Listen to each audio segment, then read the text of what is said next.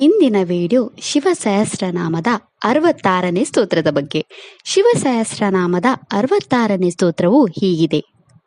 ಲೋಕಪಾಲಸ್ತಥಾ ಲೋಕೋ ಮಹಾತ್ಮ ಸರ್ವಪೂಜಿತಃ ಶುಕ್ಲ ತ್ರಿಶುಕ್ಲ ಸಂಪನ್ನಃ ಶುಚಿರ್ಭೂತ ನಿಷೇವಿತಃ. ಈ ಸ್ತೋತ್ರದಲ್ಲಿ ಶಿವನ 10 ನಾಮಗಳಿವೆ. ಈಗ ಶಿವನ ಈ 10 ನಾಮಗಳ ಅರ್ಥವನ್ನು ವಿವರವಾಗಿ ತಿಳಿದುಕೊಳ್ಳೋಣ. ಶಿವನ ಮೊದಲ ನಾಮವು ಹೀಗಿದೆ, ಓಂ ಗಣಾಯ ನಮಃ. ಈ ಶಿವನಾಮದ ಅರ್ಥ ಗಣರೂಪಿಯಾದ ಆ ಭಗವಂತನಿಗೆ ನಾನು ನಮಸ್ಕರಿಸುತ್ತೇನೆ. ಶಿವನ ಎರಡನೇ ನಾಮ ಹೀಗಿದೆ, ಓಂ ಲೋಕಪಾಲಾಯ ನಮಃ. ಈ ಶಿವನಾಮದ ಅರ್ಥ ಜಗತ್ತಿನ ರಕ್ಷಕನಾದ ಆ ಭಗವಂತನಿಗೆ ನಾನು ನಮಸ್ಕರಿಸುತ್ತೇನೆ. ಶಿವನ ಮೂರನೇ ನಾಮ ಹೀಗಿದೆ, ಓಂ ಅಲೋಕಾಯ ನಮಃ.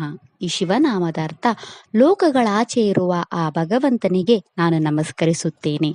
ಶಿವನ ನಾಲ್ಕನೇ ನಾಮ ಹೀಗಿದೆ, ಓಂ ಮಹಾತ್ಮನೇ ನಮಃ.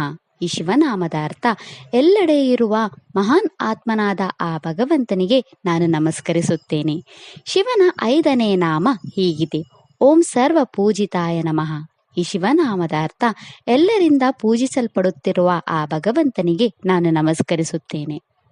ಶಿವನ 6ನೇ ನಾಮ ಹೀಗಿದೆ, ಓಂ ಶುಕ್ಲಾಯ ನಮಃ. ಈ ಶಿವನಾಮದ ಅರ್ಥ ಬಿಳಿ ಬಣ್ಣದ ಆ ಭಗವಂತನಿಗೆ ನಾನು ನಮಸ್ಕರಿಸುತ್ತೇನೆ. ಶಿವನ 7ನೇ ನಾಮ ಹೀಗಿದೆ, ಓಂ ತ್ರಿಶುಕ್ಲಾಯ ನಮಃ. ಈ ಶಿವನಾಮದ ಅರ್ಥ ಶ್ವೇತ ಮನಸ್ಸು, ಮಾತು ಮತ್ತು ದೇಹವನ್ನು ಹೊಂದಿರುವ ಆ ಭಗವಂತನಿಗೆ ನಾನು ನಮಸ್ಕರಿಸುತ್ತೇನೆ. ಶಿವನ 8ನೇ ನಾಮ ಹೀಗಿದೆ, ಓಂ ಸಂಪನ್ನಾಯ ನಮಃ. ಈ ಶಿವನಾಮದ ಅರ್ಥ ಎಲ್ಲೆಡೆ ತುಂಬಿರುವ ಆ ಭಗವಂತನಿಗೆ ನಾನು ನಮಸ್ಕರಿಸುತ್ತೇನೆ. ಶಿವನ 9ನೇ ನಾಮ ಹೀಗಿದೆ, ಓಂ ಶುಚಯೇ ನಮಃ.